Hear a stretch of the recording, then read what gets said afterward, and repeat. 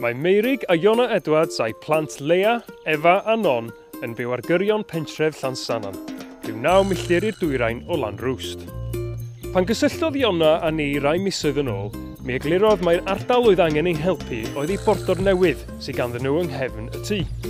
Mae Iona eisiau cynllun plannu ar gyfer y bordor newydd. Bore da, Iona! Helo! Symhai, neis gwrdd Iawn, da. So, Iona, hwn ydy'r patch ydych chi eisiau blannu yma heddiw? Ia, please. Nes i gychwyn rhoi rhywfaint o bethau fewn ha dwytha. Okay. O, maen nhw wedi marw nôl. Mae gen i un cennin Pedyr bach ar ben ei hun, a dyna fawr efo ni. Un bach unig ar ben ei hun? Ia, na ti. Okay, wel, ni weld sut chi ffeindio ffrindiau iddo fo, ia? Ia, please. Gret.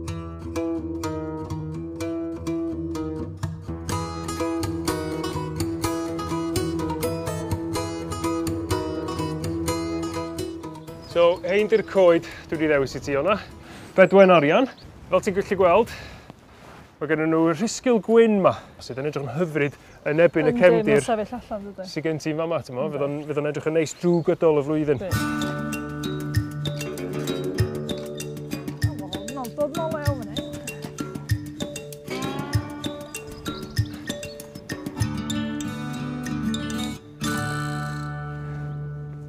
A'r perfagl fach ydy hon, Vinca minor.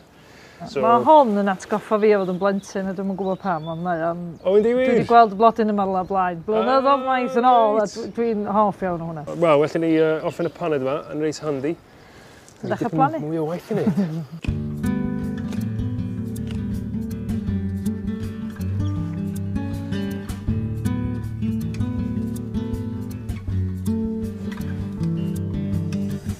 Wel, dwi'n meddwl bod ni wedi gwneud job reit dda, Iona.